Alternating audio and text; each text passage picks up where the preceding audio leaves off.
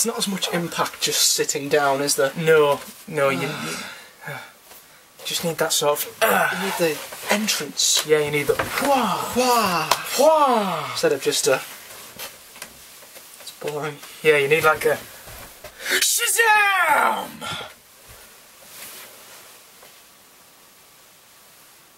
I'm waiting for you. So I was going to say, hello, I'm Matthew Rowney, and then you would have went, I'm James Wilson, but that wouldn't have worked. No. I'm James Rowney. I'm Matthew Wilson. Doesn't work, does it? No, this is our Caretaker review.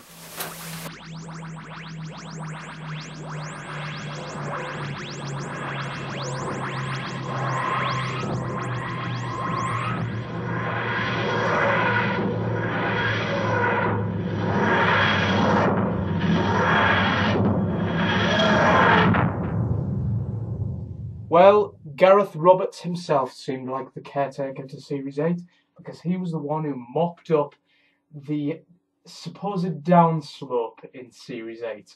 Yes, the ratings seemed the same, which everyone for some reason has been banging on about. A lot of people have been bringing the future of Doctor Who into question because of just low ratings. But anyway, Gareth Roberts to me seems like he's the caretaker of Series 8 because it's been very hard to find an episode in Series 8 after Deep Breath that was just as good as Deep Breath.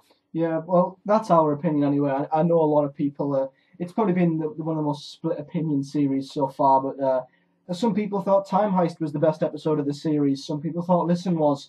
So that's our opinion, but I think most people can agree that The Caretaker was a fantastic episode. It really was. I've not heard a bad review of it. I've heard people going it's okay, but I thought it was fabulous. I really did. I thought The Caretaker was a brilliant character piece. A lot of people thought that the downfall of this episode was Skovok's Blitzer himself, the monster of the episode. But as we all know, Gareth Roberts hasn't exactly the monsters of the episodes. I'll admit, if Moffat were to say, right, we need you to make a monster episode, then that would probably be a shit episode. But you know, monsters just aren't Gareth Roberts' speciality. I think. Yes, I believe he can write them as a backdrop, as a subplot sort of thing. But I think Gareth Roberts specialises now, anyway. I think he specialises in character-driven stories, character stories that makes you feel close to reality, like the Doctor is close to reality. Now, Moffat, in the introduction to The Caretaker on the Doctor Who website, had said that this episode was like the new version of The Lodger, and I don't think so. This episode had so many elements to it that The Lodger didn't. As much as I do believe that Gareth Roberts should continue the Craig Owens trilogy, in my own opinion, anyway. But anyway, that was a different video ago. But anyway, The Caretaker, I think, was a brilliant episode. Well, where would you like to start? Would you start with the montage, which you were right about? Yeah, I in the preview, if you didn't see the preview, I thought that in the trailer we saw clips of Clara jumping from one life to the other, and yeah, that was exactly how the episode started, and I think it was the best way to start the episode. I think the opening montage did very well because, you see, in this series, some episodes have felt rushed, and some have felt like they've kind of forced the story through. Yeah. But I think the montage was a very good way to show time that passed. It was a very quick way of showing how things have progressed, and it didn't go into detail about what adventures the Doctor and Clara had been on, but it showed that time has passed, things have moved on, and we're a few months into the future. And I thought little montages like that can tell you so much, and I thought it was a brilliant start. I thought it was really brilliant, and it really did show the struggle that Clara was having between life with the Doctor and life with her boyfriend, Danny Pink. And we'll definitely get on to Danny Pink at some point in this episode. Bloody hell. I can't wait to talk about Danny Pink. Sorry, I'm getting excited. Danny Pink. But anyway, yes, so the introduction, the montage was an absolutely brilliant way to set up the story, I think. It showed the adventures with the Doctor, except it was more like the power of suggestion. You know, it was more like using the imagination. At the very beginning, moments where, you know, we saw the Doctor and Clara all hot and bothered and, you know, like all tanned, and they're both like tied to these huge pillars, and you know, they're like in these huge desert. You know, we didn't need to know like how they ended up chained on there, did we? You know, that was used to the imagination of the audience, and in certain ways, I like that. I like that, you know, Moffat and Gareth Roberts are sort of, you know, not giving us every single little detail. That we're using our imagination as well, and it's great to see and I always enjoy seeing the stories that are not on air. Yeah, I do as well. I think it shows that there's a lot more scale to what we don't see. Yeah. And it kind of obviously gives an excuse to why the Doctor and Clara are more comfortable with each other as well, that they've been together longer than we think.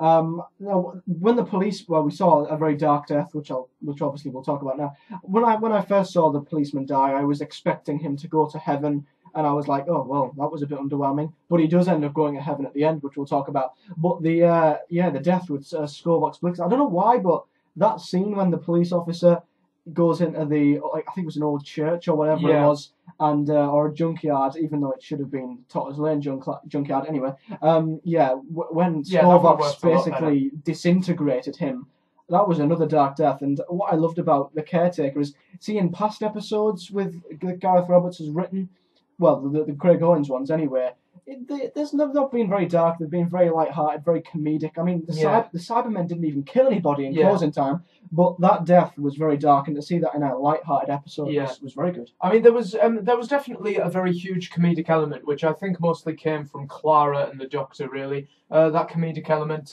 Clara has been more comedy-based in this episode than I think any other, and Clara has also had a lot more character development with a Gareth Roberts story than she ever did with a solo Moffat story, which... solo Moffat season. Yes, so what exactly does that say, ladies and gentlemen? But yes...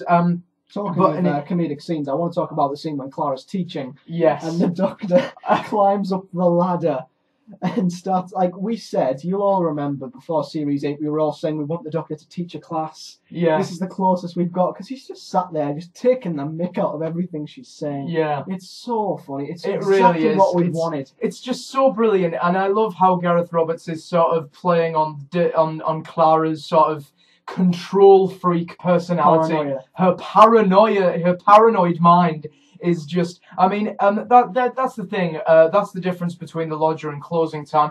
Craig Owens wasn't imagining things. The Doctor was actually that weird. You know, the Doctor was actually ruining things. The Doctor was actually as weird as Craig Owens wasn't seeing things. You know, that is actually how weird the 11th Doctor was. But the 12th Doctor actually does cope with the real world rather well. He kind of uses it to his own advantage, really. He does. The 12th Doctor kind of, he doesn't, he clashes with humanity, I think, and some characters do kind of, you know, find him grumpy a little bit, but they never in a million years think he's an alien. I mean, he had a sign saying, "Go away, humans," which he thought was the keep out sign. Yeah. Little things like that. I know, it's just so brilliant. And I think that it's Clara's paranoia that made the comedy in this episode. Because, like I said, the Doctor, he wasn't weird in this episode. Clara was the one who was acting weird. Yeah. You know, she was neglecting her responsibilities as a teacher. She was probably acting more weird than he was. Exactly. I mean, honestly, like you were saying about that scene up when he's at the window, and Clara's just like, "Oh, what? You were best friends, were you? And you went and, you know, went out partying with Boggins from space, and you went and formed a band and met Buddy Holly." And he was like, "No, I've read the book. There's a bio at the back." Boggins? You know, it was just such an amazing, comedically structured, and just this was an episode that was actually genuinely funny. It had a lot of standout scenes, I think, as well. It did, and one thing Moffat was right from the introduction on the website was that you know, it definitely had some very surprisingly moving moments. You know, and I do think that this episode was both moving, heartfelt, and just very hilarious. It had a great balance. Yeah, it really did. Dark, intense, and comedic as well. Yeah, definitely. Clara came into her own in this episode. She was the paranoid one. She was the weird one, whereas the Doctor, he was the one who was just being undercover. And speaking of that, what did you think of the Doctor's undercover story as the Caretaker? Did you find that interesting? Because I found it just brilliant. The Doctor being undercover at Coal Hill, that whole thing I thought was very, very good, and that in itself being a reference to Remembrance of the Daleks.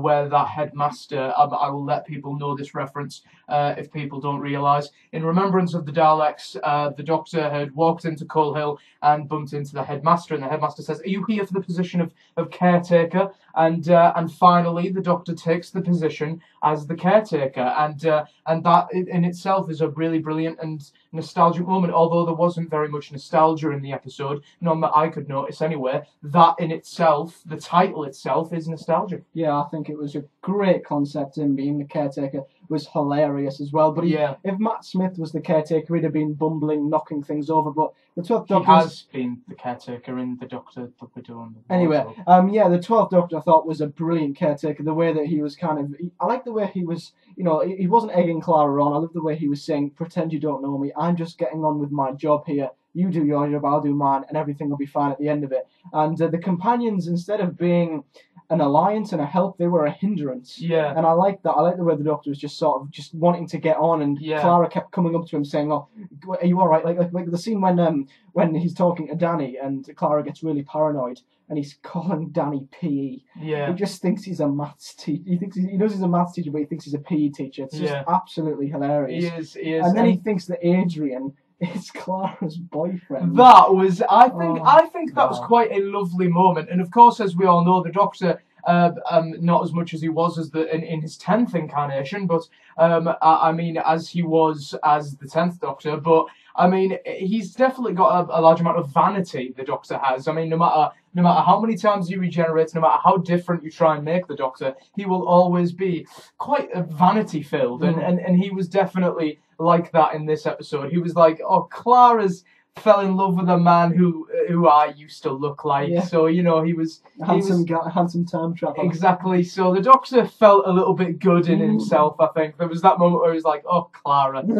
And then walked off. That was a lovely moment, I think. And he also seemed happy for her as well. He did. Which was a very fatherly thing, and we see his kind of overprotect. In the synopsis, or it might have been DWM, I'm not sure, but I saw it where someone said that Clara and the Doctor love each other, and that the Doctor and Danny are fighting over it, and my first instinct was, "Oh no, here we go." Yeah. But it wasn't like that. It wasn't in that way. He was taking care of her, and there's a scene we'll talk about later on, when just after Blitz is sent back into the vortex. But I like the Doctor's protectiveness over Clara. He's very grumpy. He's very grumpy. And he just wants to do his own thing, but he does care about her as well. And it's the smile when he sees her walking off. It's like he's like a dad who's proud. Yeah, he really is. He is definitely like that fatherly type. The William Hartnell Doctor came out with him in that. Seriously, the Doctor definitely came out as a fatherly figure, and when he finds out that Danny is actually her boyfriend, the look on his face is just a brilliant piece of direction there, I think, and just a brilliant look from Capaldi there, and I'll definitely get onto that later. But yes, Courtney Woods, what are your thoughts on her? Of course, we first saw her in Deep Breath in a flashback, and she was actually the one that inspired Clara to actually stand up to the half-faced man. So Courtney Woods has actually had more of an influence on the series than we think. And then her next appearance was in Danny Pink's first episode, where the secretary of Coal Hill was just flirting with Danny Pink, and she said she wishes, so Courtney Woods has been a presence, and we could have guessed straight away that she was going to be quite a mischievous and rather pain in the arse type of character. We always have those characters in school where they're the rebellious type and they don't do as they're told, and they're constantly getting told off by teachers and stuff like that. So Courtney Woods was definitely that sort of presence, but this was the first time she actually came in a starring role. So what did you think of her bigger role in this episode? I don't know. I'm still unsure of her, to be honest. I mean, I'm warming to her a little bit. Like when I first saw her, I thought, "Oh, this is an annoying child," and a lot of people prejudged her. And I know Owen Salmons cannot stand her. Yeah. But she's travelling with the Doctor next week. I don't know. I'm not going to prejudge. I'm unsure at the moment. Although she might be a bit mischievous and a bit annoying, I can kind of see that being an interesting contrast with her and the 12th Doctor. Yeah. I wouldn't want her being a full-time companion, and as far as I'm aware, she is not. I think she's only doing... But I don't see why the Doctor would take her on a one-off adventure. I think she must have some impact. Does she get killed by the spiders? Because we know something shocking is going to happen and kill the moon, and an innocent life's going to be at stake or maybe be taken. So does she die and kill the moon? I don't know. We'll talk about that on Friday. But apart from that, anyway, for now, I'm unsure for Courtney Woods, but I'm warming to her. So I'm kind of interested to see how it's going to play out. Yeah. So, but let's finally get on to the character that we both really, really want to talk about in this week's episode, Danny Pink. Now, Danny Pink has become one of my favourite episodes in Doctor Who. He's one of your favourite episodes? No, sorry, yes, Danny Pink is one of my favourite episodes. No, Danny Pink is one of my favourite characters in Doctor Who, all because of this episode. And I think he had more character development and more reality based around him than he did in Listen. A lot of people thought that Danny Pink's character development was the best it could get in Listen. No, just because you are seeing a character as a child and as a great grandchild, or exactly, it does not mean that does not constitute as a great way of developing a character. And a character has got to give you emotion, and it's got to give you feeling. You've got to feel something for that character. And Danny Pink, I definitely felt something for him. I definitely rooted for him in this episode. He was one of those characters in this episode where he wasn't the usual Mickey Smith, Rory Williams. Breath of fresh air He was. Although Mickey and Rory did come into their own and did become badasses by the end of their runs, but with Danny Pink, he is badass in his origins because he has an origin story. He was a soldier, and he has a past that that I think matches the Doctor's in a way, but in a much more smaller scale, I suppose, to the Doctor. I mean, come on, a war in Afghanistan versus the Time War. It's so the Doctor could kind of compete with that in a way, but with Danny, I think kind of knows the sort of saw right through the Doctor straight away. I think that he saw something in the Doctor that the Doctor didn't like that he saw, and I think Danny Pink is definitely my favourite character because of that, and his confrontation with the Doctor in the TARDIS was amazing. Yeah, I think Danny's very mature.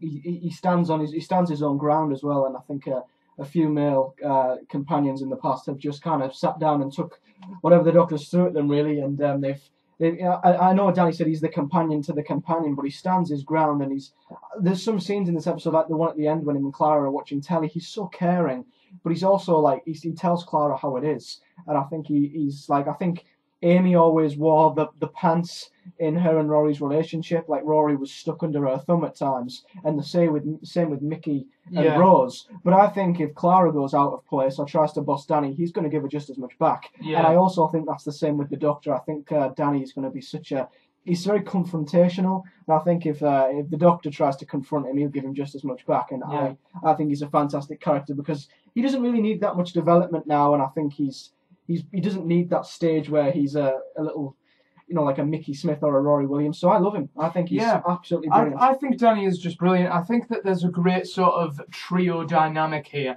The Doctor is very very dark, and he's very rude, and he'll give just as much back, like you said. Clara is very headstrong. The Doctor is very, very headstrong, and Danny is very, very, very headstrong. So, we definitely have a great dynamic between not just Danny and Clara, not just Danny and the Doctor, not just Clara and the Doctor, but all three of them as a collective group.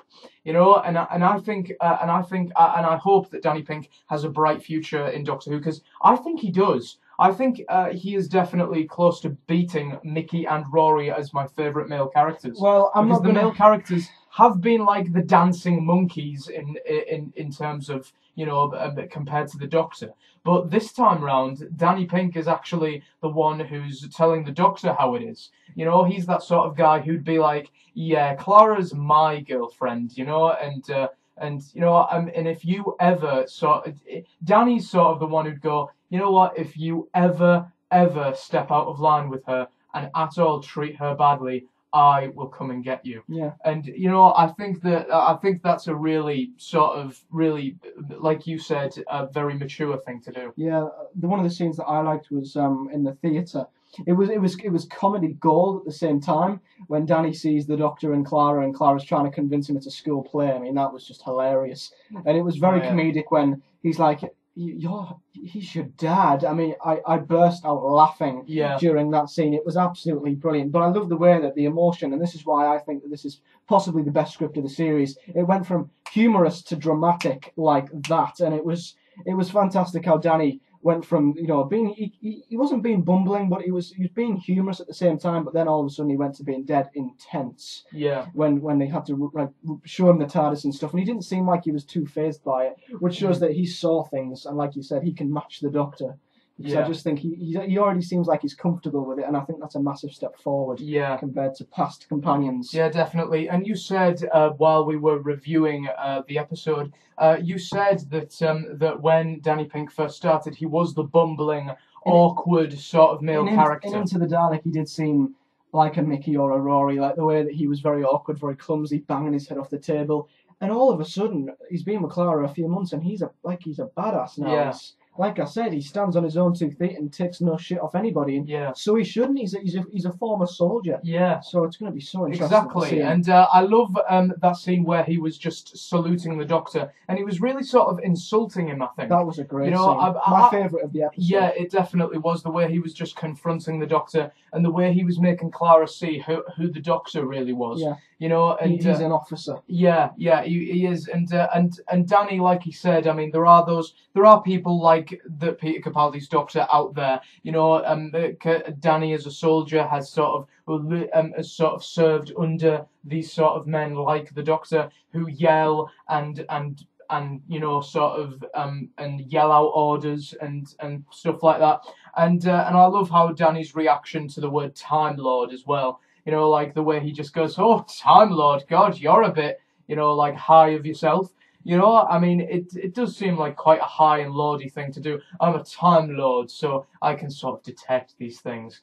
You know, and Danny, he doesn't take any shit, which is honestly what I love about his character the most. Yeah, definitely. I think that he has such control about himself, and I think that scene in the TARDIS was very good because it kind of put the Doctor into perspective a little bit. Yeah. It kind of showed that Danny's a soldier, and you know, there's the Doctor judging. We've seen this kind of perspective in Doctor Who before. When I think it was with the 10th Doctor, you know, when people are saying, you know, you're just like in the Doctor's Daughter, when the Doctor's kind of judging Jenny for being a soldier, and yet she's kind of saying, you're exactly like a soldier, how are we different? It's a bit like that. You know, there's Danny being judged by the Doctor for being a soldier when the Doctor's just as bad. Yeah. There was a line, I think, where Danny says, you know, he's got you in it. No, something like, I'm the guy who's going to carry you out of the fire. He's the one who lights it. Yeah. There's just so many little lines in this episode that Gareth Roberts written, which I thought were just fantastic lines. Yeah. And Danny delivered some of the best lines of the episode. And now, the one thing I do remember, which I'll reference back to another episode, which was a great thing that I think Matt Smith's Doctor said, was that in the episode Cold War, Tom Dix's favourite episode, by his favourite writer. By a mile. By a mile. Yeah, but in Cold War, the Doctor did say to Liam Cunningham's captain character of the submarine, he did say that ice warrior can smell another soldier, he can smell it a mile off.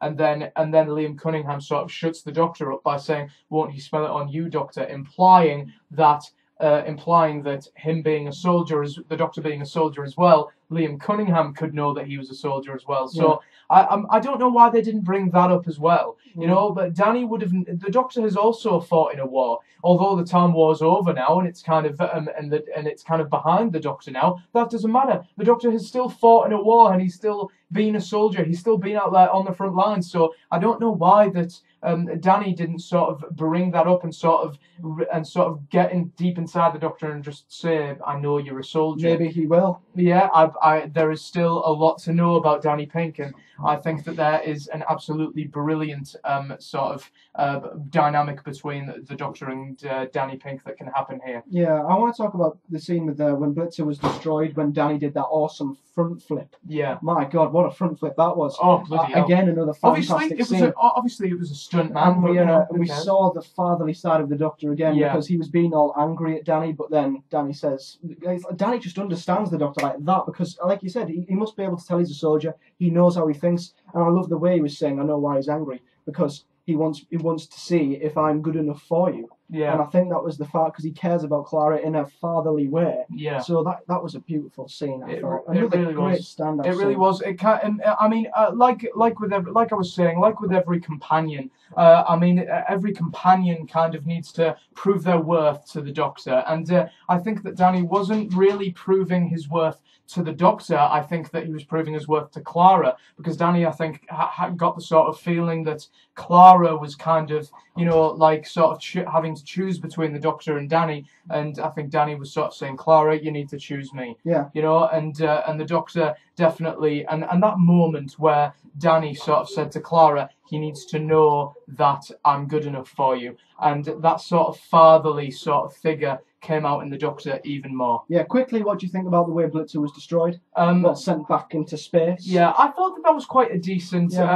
wrapping. He could have self-destructed. Yeah. But Danny's flip distracted him, so the Doctor could shut him down. I thought that was pretty good. Yeah. Just wanted to quickly talk about that before people ask our opinions. Yeah. And the only other scene that I can think of apart from the bit with the Promised Land is when they're both sat watching TV. Yeah. I think that was a lovely scene, because I don't know why, but in that scene it just, I don't know, I've always been wanting, like, when I put my video out, the 5 things I want the most in Series 8, 2 of them were in this episode. The first one was that they are human characters. Yeah. They're doing human things that normal humans do, and we've not had that much in Moffat's era. They felt like Russell characters, in a way, just sat watching TV, having a normal conversation. So I really liked that scene. I thought it kind of made them more down to earth, and I never thought I'd say Clara's a down-to-earth human character, but she actually is. Yeah, she really is. She definitely came into her own in this episode. Now let's finally talk about the ending, which was, of course, the first look that we had of the Promised Land since Into the Dalek, which Into the Dalek feels like donkeys ago now. It does. But honestly, seeing the Promised Land and seeing a new character, I don't know, I liked this look into the Promised Land. Maybe that's because not one word came out of Missy's mouth. But no, I think the less I've seen of Missy, the more I want to know what sort of character she was. Can't wait, if I saw her every week at the end of every episode, I would have wanted her to die now before I actually know who she is.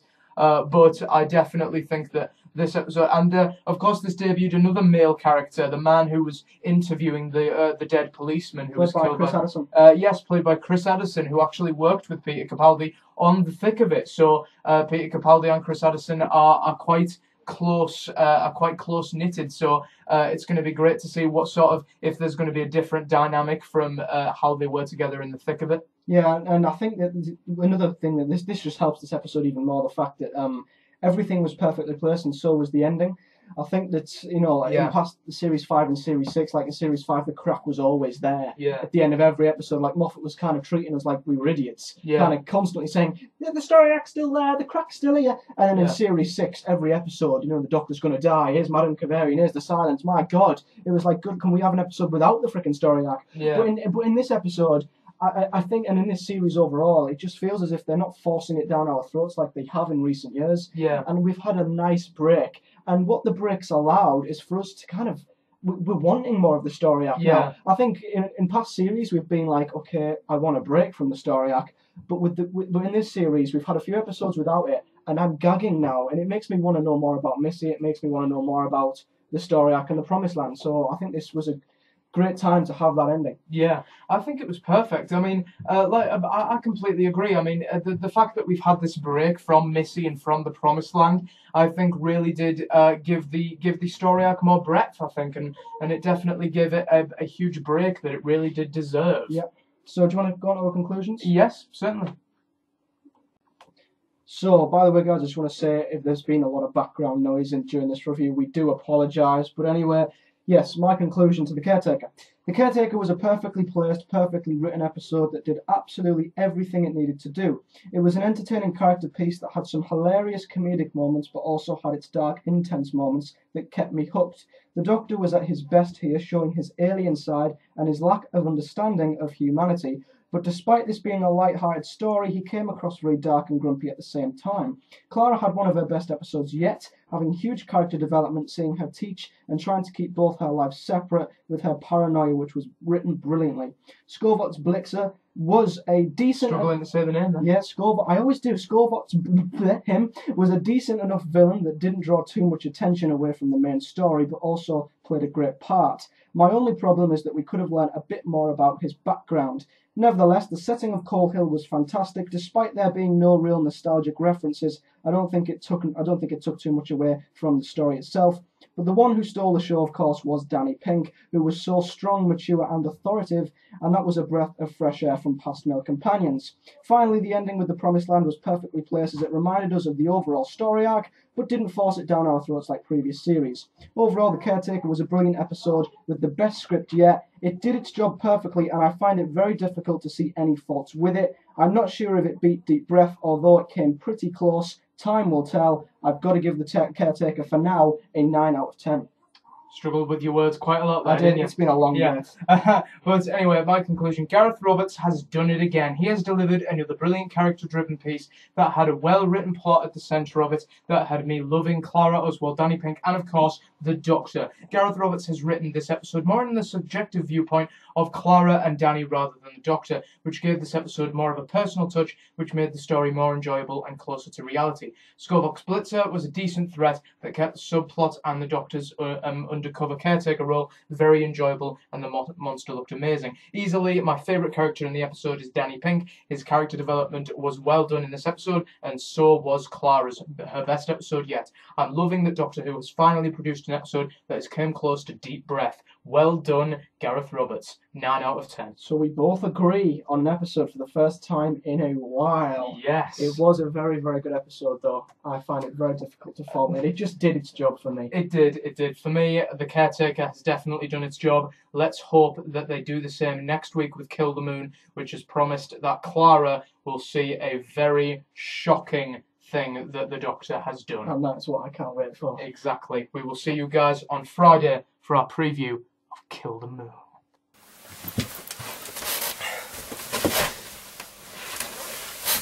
No, I'm still not feeling it. You know where my bloody bed is? Yeah, well... So would you stop it? You can't say that me sitting on your bed's a bad idea when your fat ass has to lay in it every night. I feel for your bed.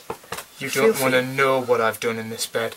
Anyway, we hope you enjoyed our review of The Caretaker. Please do like this video, subscribe to our channel, and comment in the section below what you guys thought of this week's episode, and rate it as well. I don't even know what that smell is. Yes, so we will see you... Starts to taste nice after a while. We'll see you on Friday for our preview of Kill the Moon. What can taste nice that's in your bed? Oh, God. See you on Friday.